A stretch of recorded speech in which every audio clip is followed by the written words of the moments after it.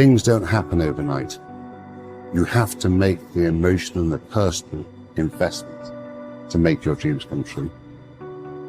What would amazing look like for you?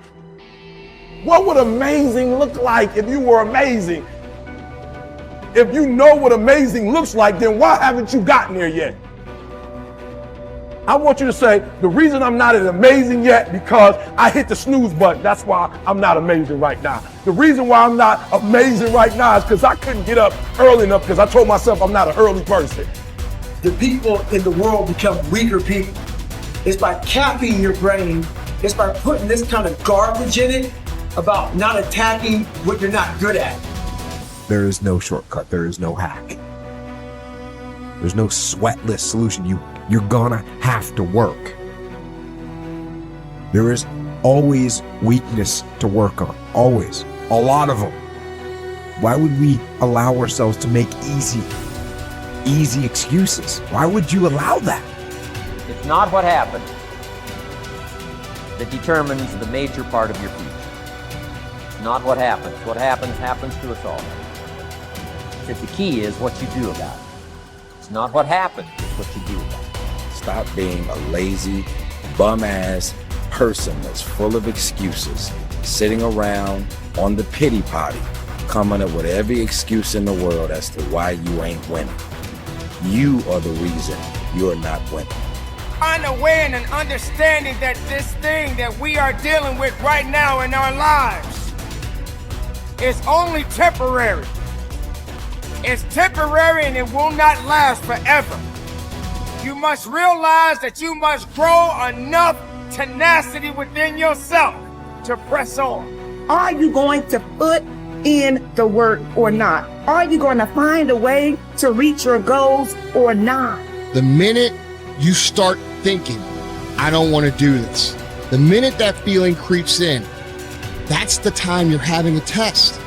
The minute you feel the ache of, I'd rather do something else, I'd rather do anything else than this, that's the test. The minute you train yourself to say, this is my opportunity, is the minute you go from loser to fucking winner.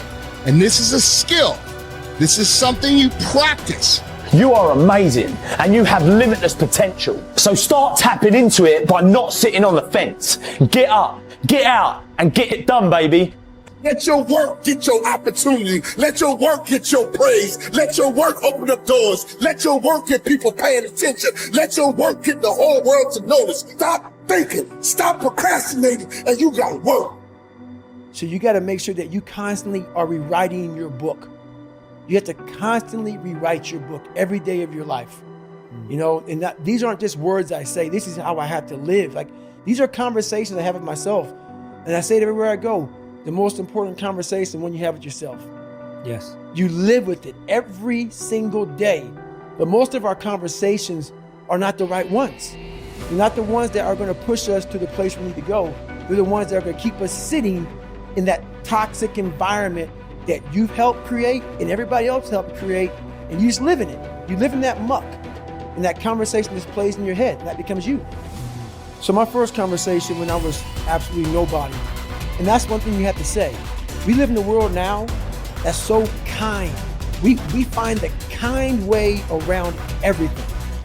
Like, if you don't look good, I have to find a kind way of saying, I don't like your shirt. Right. That's not the approach. The approach you have to take, at least I took. You take whatever approach you want. The conversation had to be a real, honest conversation. In the accountability mirror, guess what? I was fat. Don't find a kind word to say that, you know what, I've gained some weight. No, you're fat. When I couldn't read, not like, hey, you know, you've been learning this. No, I cannot read. For fourth grade reading level, I'm struggling. And sometimes I call myself stupid. Not in a way to put myself down. So don't take it like, my God, those are so hurtful. You got hurtful, it's honest. The conversation has to become an honest conversation of where you're at mentally. Where am I at mentally? I look like I feel like I'm falling behind in school. I'm lazy. My house is a mess. You have to look at what it is and call it what it is. Don't find words to make yourself feel better, because that's what So we hang around people that make us feel better, that tell us what we want to hear, not what we need to hear. And so we stay away from those people. And we stay away from those people, like our internal dialogue becomes that kind, it's okay, it's not okay. So that's where it starts. It starts with that accountability of it's not okay anymore. This can no longer be okay. And calling yourself out for exactly what you are and exactly how you need to fix it. That's where it starts. Take full responsibility for your life. Accept where you are and the responsibility that you're going to take yourself where you want to go. Someone said we have two primary choices in life. We can either accept conditions as they exist, or we can take the responsibility to change them. See, a lot of people want to exempt themselves from taking responsibility. All they want to do is talk about the problem. Every time you see them, they'll tell you their story over and over and over and over again.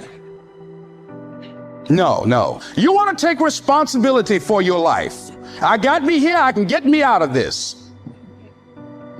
And I'm getting out. I'm not going to be a volunteer victim. George Bernard Shaw said there are two kinds of people in life. You know, he said those that make things happen, those that watch things happen, and those that don't know what happened. And he said the people that get along in this life look around for the circumstances that they want, and if they can't find them, they make them. They create them. So part of beginning to get unstuck, you've got to decide that the behavior pattern that you have adopted doesn't work for you. You've got to change your strategies, and changing your strategy means reinventing your life. Recreating you, and you have the power to do that. You can decide that you're going to change, that you're not going to be a wimp. You can decide that you're going to stand up to life.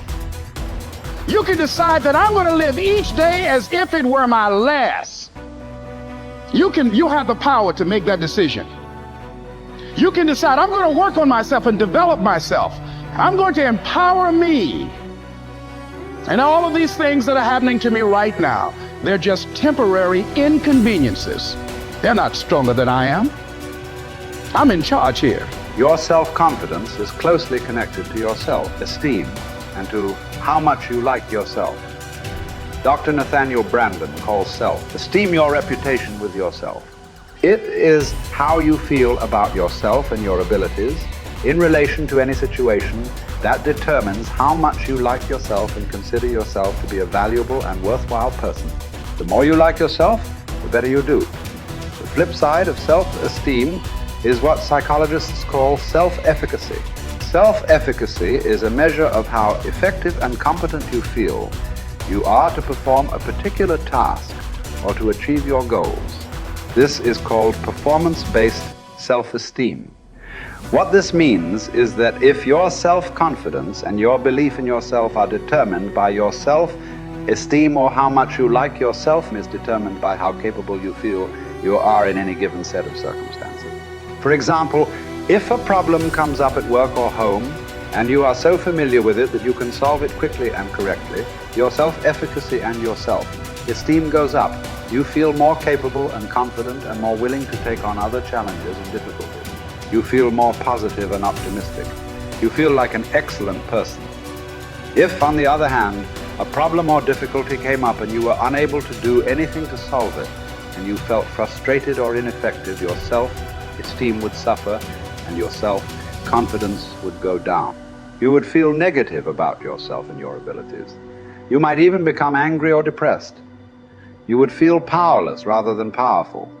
That's why they say in playing poker, the winners laugh and tell jokes while the losers say, shut up and deal. The law of cause and effect applies to everything you are today and to everything that you become. If the effect that you desire is high and unshakable, levels of self-confidence, then it is necessary that you engage in the same behaviors practiced by others who enjoy high and unshakable levels of self-confidence. And you will soon experience high levels of self-confidence yourself. Studies conducted on thousands of men and women who have moved from ordinary to extraordinary performance and who have moved from feelings of inadequacy to feeling great about themselves show that there is a direct cause-effect relationship between competence and mastery on the one hand and self-confidence on the other. To attain this wonderful, healthy feeling of optimal performance, you need clear goals, challenging standards, regular feedback, total concentration, step-by-step, step success, and a feeling that you are expanding your capabilities to a new, higher level. When you have created a situation in which you experience all of these, you sense that you are working at the outer edge of your own personal envelope. You feel that you are getting progressively better and better at something you are ideally suited to do. And that while you are still working within the range of your capabilities, you are stretching yourself at every moment. When you are caught up in this kind of experience, you often lose track of time. You become unaware of hunger, thirst, or fatigue.